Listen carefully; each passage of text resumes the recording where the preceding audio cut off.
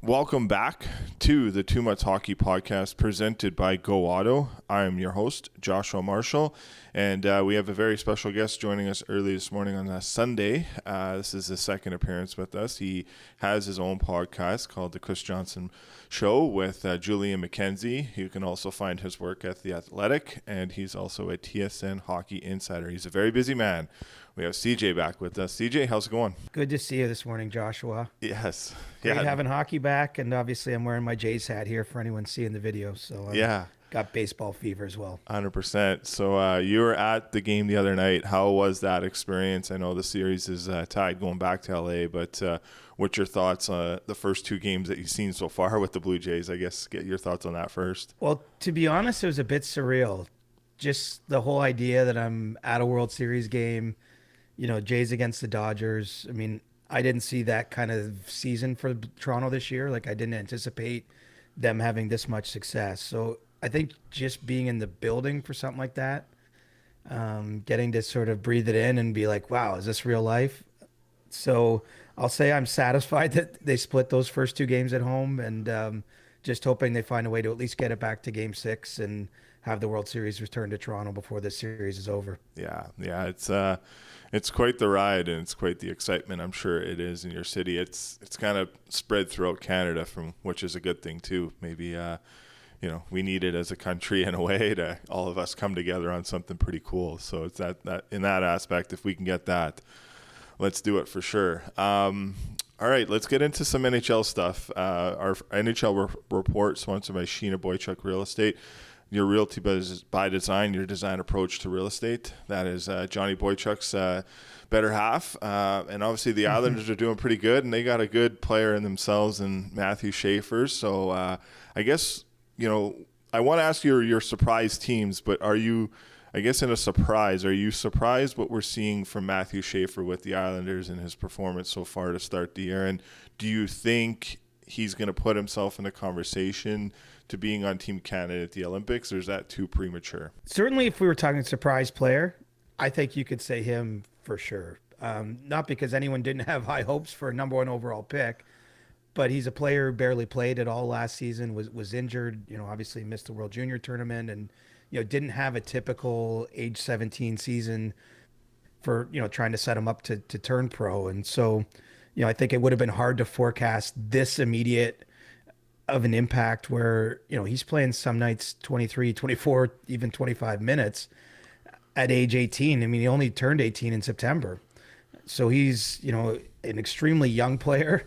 He's playing a more challenging position typically than, say, if it was a winger making the jump, where I think you can, hide them a little bit more in the game as a coach and allow that player to take steps. But Schaefer has been a revelation. He's been really special for the Islanders. And, I understand the idea, like, could he make Team Canada? I think it's a long shot. And, I don't want to be out here at all saying anything that might be construed as negative about him, but it's more, at that age, we just haven't seen Canada ever put that kind of player on. I mean, Drew Doughty was young at the 2010 Olympics, and he was 20, right? Mm-hmm. He was 2 years ahead of where Schaefer is today. I mean, Jonathan Toews was young on the team. He was 21 at the time. So, I never will say absolutely never, but I'd say it's less than a 5% chance you're seeing him at the Olympics, at least in 2026. But my goodness, by 2030, I think you can start penciling his name in already. Yeah, 100%. It's just a good story for everything he's gone through in his life, and the fact that he can, he's galvanizing that group together, and sometimes a ray of sunshine for that is a good thing, and we're all here for good stories too. So and good stories. He's a special kid. I don't know if you've got a chance to know him, Joshua, but I mean, you mentioned what he's been through. For those that don't know, he lost his billet mom and his mother within a 6-month period as a teenager. I mean, you can imagine how tough that would be on anyone. And he's been such a, I've been around him a bit, like, he speaks so eloquently on it. He's so comfortable with it. I know he's done a lot for other kids, who've lost parents. He's been a role model to kids that find themselves in that unfortunate spot. And, even just beyond that, in his draft year, being basically unable to play for most of it. I mean, he's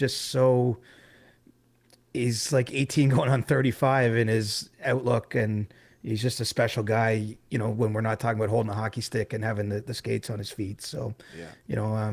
really happy to see his success here in the early days of his first season. Yeah, yeah, that's very well said. And obviously, yeah, that's a tough thing for anyone to go through in anything in life. And we obviously have a soft spot for that. Our family lost our father at the age when I was 14. So when you go through things like that, it changes life in a way for you, but it gives you a different perspective of life, but it just carries that compassion that you have. And obviously you can see that through him and the compassion he has for others that have gone through something similar. And he's a great hockey player, but he's even a better human being, and he's going to get better too. So there's a lot of great stories around the league right now, CJ, in terms of the starts that they've had, the Habs, Utah, the Penguins. There's a lot there. Is there one that stands out to you the most in terms of where things are at? It's almost like the standings have flipped from last year, who was in the playoffs, who's out of the playoffs. But, the parity in the league is really great. But who is keeping your eye on the most, and that positive light in terms of just, did you see this start happening, and do you see this start continuing to go through the whole season with it? I know it's super early and we don't want to jump to conclusions, but it's hard to think Montreal in terms of 7-3. But where you're at with where everyone's at in the NHL right now? I might say Utah actually is my biggest surprise in a positive way, because obviously they're putting points in the bank and they're winning lots of games, but when you look under the hood there, I mean, it looks sustainable. It does. Yes, it's early, but they are outplaying teams, out shooting them, out chancing them, outscoring them. I mean, there doesn't appear to be a lot of luck to me, or good fortune in that start for the Mammoth. And so, I think people, if you think back to the end of the Coyotes era, obviously they drafted a lot of prospects, and we're in a rebuild, and people have been sort of waiting for them to take the step, and maybe they're taking it this year. I mean, that's where you're right. You don't want to run too far ahead, but I think they're probably my biggest surprise. I'm certainly not going to chip away at, say, the Penguins or the Detroit Red Wings, two teams that have won more games than I would have expected this early. But I'm not yet sold that that's going to be a predictor of what's going to happen this season. Whereas I do think Utah's in that spot. And, you mentioned Montreal there, having just gone through Western Canada. What's interesting to me about them is they actually had expectations this year. Right. They were a bit of a surprise playoff team for some last season, and they had to finish really strong to get that wild card playoff spot. But you come back the next season and everyone's like, okay, that's the kind of team you are. And sometimes it doesn't hold. Sometimes you're not ready to do that. And, you see the way the Canadians have come back now in a few games, including in Vancouver on Saturday night. And, they just seem to have something special going on. So, that those are kind of the grouping of teams I'd say that have surprised me.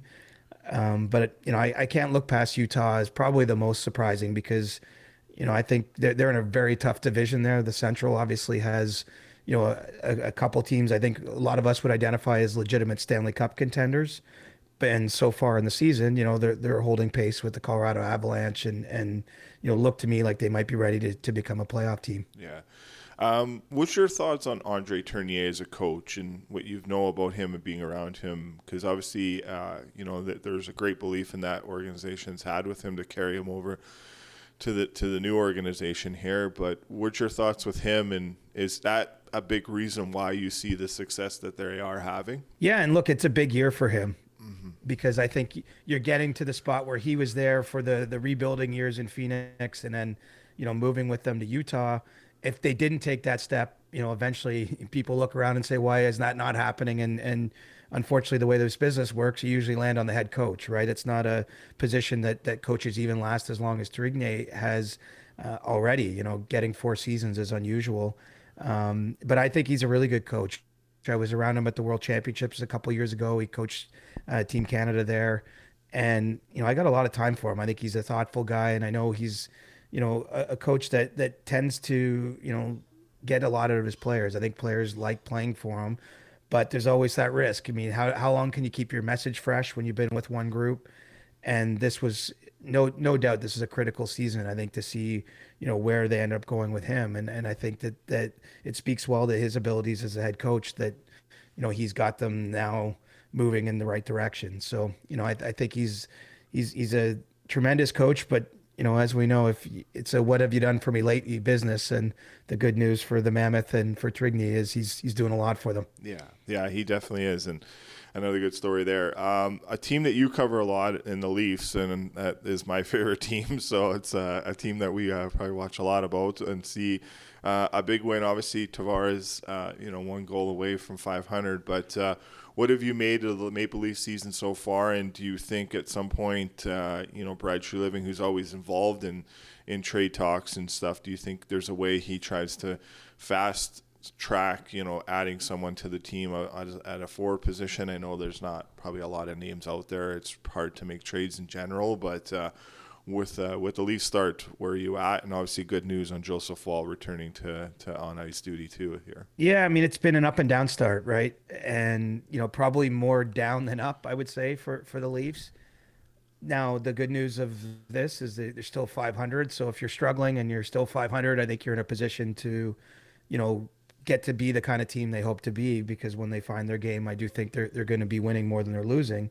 But you're right. Brad Treliving would love to add to the group. I mean, if you look at what's the most obvious change from last year to this year, obviously Mitch Marner is no longer, patrolling the right wing on their top line. And, kind of the downstream effects of that is, first of all, we all understand you're not replacing Mitch Marner with one player.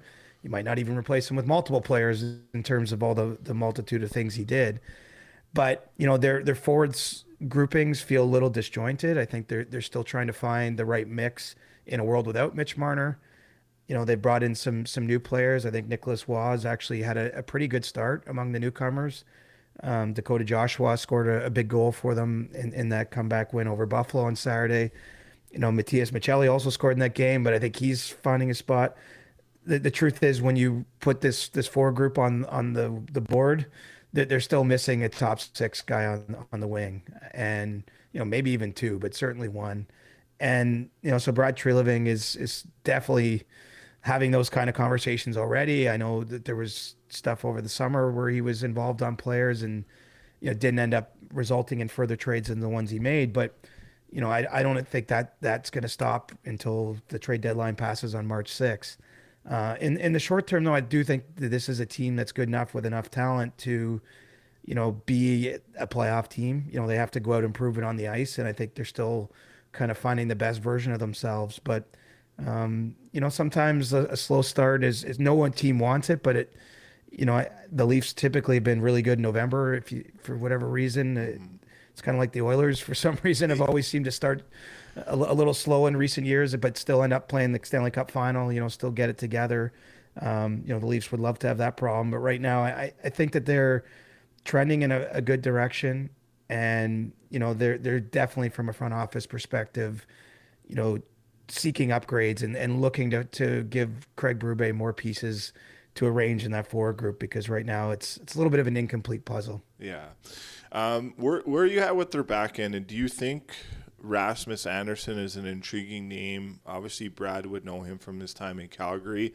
Calgary and Toronto played each other on Tuesday night in Toronto. The season hasn't gone really well for Calgary too, and we'll get to them in a second. But do you think he also looks at upgrading, his back end and his right side? I know Tanev's out, but we don't know how long that would be for. But do you think, a trade for Rasmus Andersson could be something that the Leafs look at, or have they ever looked at that too, in your opinion, and what you would know from inside? Yeah, well, look, no secret that they like Rasmus Andersson as a player. Unfortunately, that doesn't make them alone among the league. I think he's pretty well thought of in a number of front offices elsewhere. And, I won't rule anything out, but I will say that the tough end of that for the Leafs would be, coming up with a package, I think, that can make sense. Toronto's already traded away the 2026 first round pick and the 2027 first round pick. And generally speaking, don't have that many prospects coming because they've been a team that's been all in for almost a decade. They haven't drafted as much as other teams. So, they aren't as well stocked to make that kind of trade. Not to say they won't try or won't be in those conversations, but I do think that would be a player that they would love to have. But the Vegas Golden Knights would like to have Rasmus Andersson. They attempted to trade for him in the offseason. And if, he becomes available, which seems very plausible at this point, given Calgary's start and the fact he's on a expiring contract, I think there'll be a lot of interest league wide because the truth is, even most Stanley Cup contenders, if they have one hole, it's usually on the right side of their blue line. I mean, there's just not enough right shot defensemen to go around for each team to have three or four good ones. Yeah.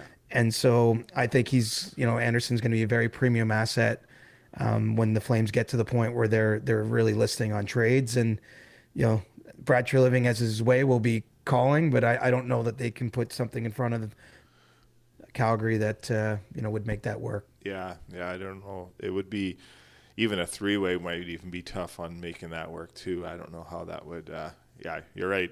I don't know if they want to give up on Easton Cowan and just looking over at Fraser Mitten in Boston. That's probably something. It's a tough one to do, but sometimes it's a part of doing the job and doing the business. But we'll move over to the Edmonton Oilers, and our Oilers report is sponsored by our friends at Shadified Salon and Barbershop here in Edmonton. It's been an up and down kind of thing too with them, and you touched on it earlier. It's like the October blues for them, and then they figure it out. But it's concerning in a way to see, it's 9 straight goals that Ekholm and Bouchard have been on for against.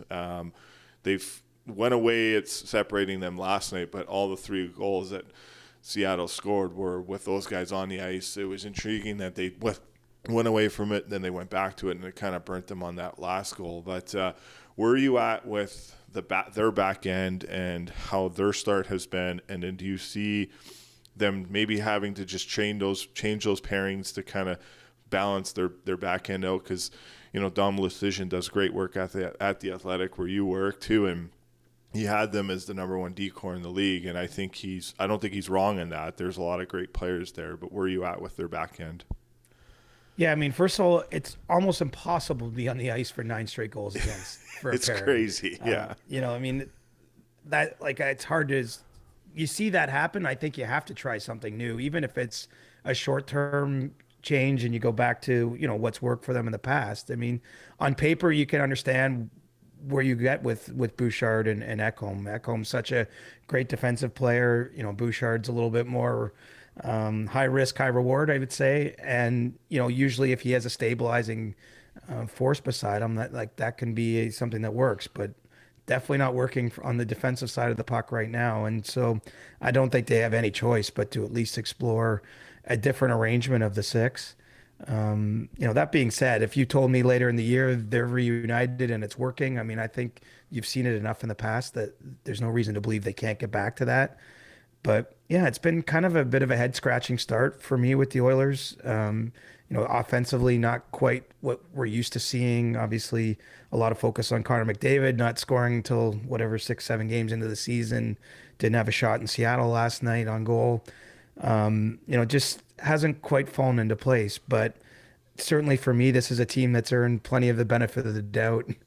We've just seen this too often for me to think that they're not going to find a much higher gear and start winning a bunch of games at some point. But it's been a sluggish start, and I wouldn't have predicted that just because I know there was a lot of emphasis there, even from those top players, on not repeating what's happened before. We know what's on the line for the Oilers this season. I mean, they've done everything but win the cup. They have to go find a way to get a little bit better and put themselves in position to actually get that job done. But I like the collection of players they have on the blue line. But I mean, it's not working. 9 straight goals against. I mean, Yeah. you can't let that get to 10. And maybe the one way to do that is to split those guys up permanently. Yeah. That's. Do you think they miss Paul Coffey, CJ? There, like I know he was big for a lot of those guys. Do you think his voice behind the bench is missed? Obviously, still within the organization as the advisor to Daryl Cates, but I don't know. I don't know if he'd ever come back. It'd be a pretty crazy thing to think that he would. But how much do you think his importance is missed right now on the back end? I think for some of those defensemen individually, even I think of Bouchard specifically, and he's not a young player anymore, but he's still, at a developing stage, I think, based on his age. And, obviously Paul Coffey spent a lot of one-on-one time, watching his game, talking to him about the finer points, showing him video. I think it's possible.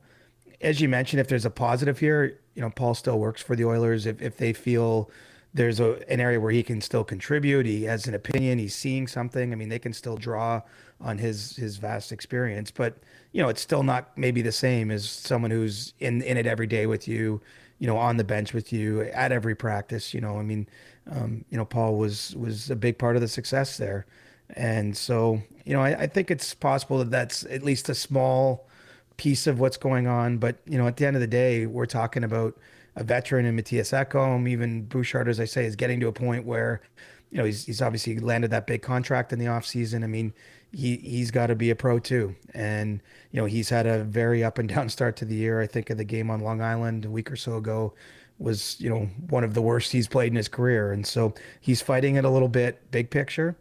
He scored a nice goal in Seattle of the Bush bomb there, but I do think that they're still looking for the right mix, and maybe it's hard too. I mean, we've seen Florida struggle. Obviously, they have a couple key injuries, but coming off their three straight final appearances, Edmonton being in the last two, maybe these games on some level are a little tougher to play when you've played in the highest stakes possible, and you're coming back and maybe just a little bit of flat energy around those teams. Yeah, that's and obviously I think when Hyman gets back to that, will probably balance their forward lines a lot more, and maybe that will be the reason to get Connor going too. Obviously, Hyman is a huge part of that organization, that team, and on and off the ice too. So and we'll see how that shapes up. If I don't know, would they have to make any roster moves to when they activate him off LTIR? I don't know if I'm putting you on the spot on that, but because I know Kapanen's out right now. Yes, they would. I think they're going to have to do a bit of shuffling, but okay. I don't know. I'm not totally familiar with exactly where they're at, but I'm pretty sure at minimum they would have to send a player or two down to the HL to make the money work there, assuming no other long-term injuries in the meantime. Okay. All right. Okay, let's finish up on the Flames, and our Flames report sponsored by our friends at Marlou Barbershop in Calgary. Nick and the team do a great job making sure the Flames look fresh, and they've looked fresh in terms of their haircuts, but I don't know what's going on the ice right now. The flow game is strong. The flow game is very, very strong, but obviously we do a lot of their coverage for our podcast, and it's been 3 years now we've been credentialed with the media pass, so I have a hard time being critical because just how great they are to us, but I'm sure, and you can see it too, that's not the start that they wanted. You talked about earlier the podcast, Montreal went into the season with expectations. I'm sure the Flames did too. I don't know where things at with trade-wise, signing-wise. Obviously, I think you guys talked about maybe Conroy kind of wanting to add and help out with that group. But where are you at with the Flames? And obviously a huge game tonight against the Rangers. And the Rangers, in a way, are struggling too. But two teams that desperately need a win. And obviously maybe the Flames more. But where are you at with the Flames start? Yeah, I mean, look, goal scoring was a challenge last year when Calgary had a good year.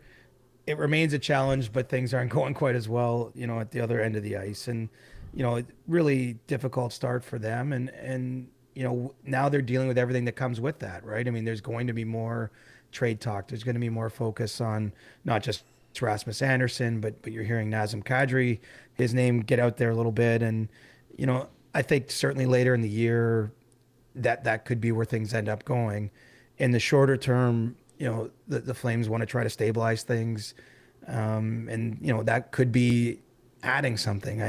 The problem for any team that's struggling, and this isn't just a Craig Conroy problem, is early in the year especially, there's not a lot of life rafts out there, right? There's not a lot of teams looking to help you out when you're in a tough spot. I mean, we saw Vancouver kind of in that position. They made the Lucas Reichel trade a couple days ago with Chicago, but that was a player that really wanted out of Chicago.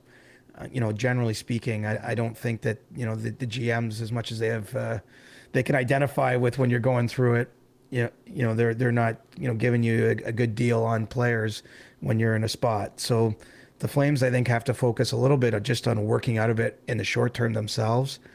It can't be easy. I mean, last year, a lot of things went right. I know they missed the playoffs ultimately, but, that was a fantastic season. Dustin Wolf was a great story for them, and I think a big reason why they put as many points in the bank as they did. He was very deserving of the contract he got. But, you heard him say it earlier in the week, like he doesn't, he's not responsible for the offensive end of the ice. He can't score. And, I think some people might have taken that quote a little out of context, but I think it's really just a real assessment of where they are. This team has trouble scoring, needs to keep the games tight. And, after you have that kind of year last year, it's got to be like air out of the balloon to start like this. But, they could turn it. I'm not saying that they're going to run all the way to the playoffs from here, but I also don't think they're going to win 1 out of 5 games all season either. So you're right. It's a big game for them at the Dome against the Rangers. And basically time's a ticking, because if you get into November, you get to U.S. Thanksgiving, then the trade talk becomes a lot more real if they haven't pulled out of this tailspin. Yeah. Since Conroy's taken over as GM, what have you thought about what he's been able to do? Obviously, getting Frost and Farabee last year, there's been some other moves along the way too. Not totally going over the board with free agency signings, and maybe foreshadowing that to be something that he might do once the new arena kicks in. But as a GM, what's your thought of him? Obviously, he's in his last year of his deal, but it seems like at some point they'll announce that. I don't think they'll announce it when the record is what the record is, but I think he's done a good job. I just wonder what you thought of him, and I know in the dealings you guys have with him too, he seems like a really respectful, nice guy, and how much he cares about the organization. He's been there a long time too. Right, and he was thrown directly in the fire, right? Yeah. You think a couple of years ago, and he had all those pending UFAs, and had to make the trades, the Tanev deal. Ultimately traded Markstrom, Zadorov at the time, Lindholm. I mean, there was a lot on his plate right out of the gate there. And I think he's done a nice job of kind of threading the needle where he didn't go full, tear down, rebuild, because I think that there's a few cautionary tales out there around the league of doing that. It doesn't guarantee that you're going to bounce back and be a contender within 5 years. I mean, that can happen, but then you can also become a Buffalo, which is on about the third rebuild without having any success successively. Now, maybe the Sabres are coming out of it. Mm-hmm. But I digress. I think that Craig's done a nice job of starting to turn over his roster, get a little bit younger, but remain competitive. And that's why I'm intrigued to see how this season progresses, especially if they keep losing here in the short term. How does he respond to that? They've kind of resisted going scorched earth, but does that start to look a little more appealing? I mean, at least they now have players in their, early to mid 20s, I think that can help that group. Some of the veteran guys, I think, are the ones we're going to be talking about potentially on trade boards and the like as the season goes on. But, he's trying to thread that needle, and you're right. I think all at the back of the mind, having a competitive team when they're opening that building. So, some patience is going to be required, but for a first-time GM, who obviously learned at Brad Treliving's side for years before he, took the main seat, I think he's done pretty well. Yeah. And, I do expect, like you, the organization will be patient with that approach because, you're not judging him just based on the wins and losses of this season. I mean, there's a lot of reasons, even decisions were made before he was a GM that get you to this point as an organization. But I think he's shown you enough where you can think he can take you to higher ground over time if you do show him some patience. Yeah, he's their prospect pool is a lot better than what it was before, and they're adding in a lot of different positions. And I know some of the guys like the Cole Reshneys, they're going to be a few years away because they're playing college hockey, but progression's good there. I lied. I got one more to ask you. It's on the Blues. Obviously, Doug Armstrong, Alex Steen, they did. They're obviously always in it. They're always trying to improve. Obviously, I don't know if you know any update on Robert Thomas's injury from yesterday. It just happened, so it might be a day or two to get some results on that. But if that injury is long term, do you see the Blues kind of having to kind of go into a different situation here to replace that player? Obviously, it's not the season they wanted themselves to, but it seems like Armstrong and that organization is always kind of in it too in terms of trying to add and improve. But what do you see happening with the Blues here? Yeah, I mean, you're right. That's an aggressive GM. It's his last year as the GM, with Alex Steen taking over next year and Doug, being just full-time in the president's role. But he's not the sort of GM that kind of rolls over when a season isn't going right. He's always looking to find improvement around the margins. And, you know, the truth is this, if that Thomas injury, which I don't have a specific update on, but if it, you know, is some time before he's back, you're not finding that player somewhere else. You're not trading for him.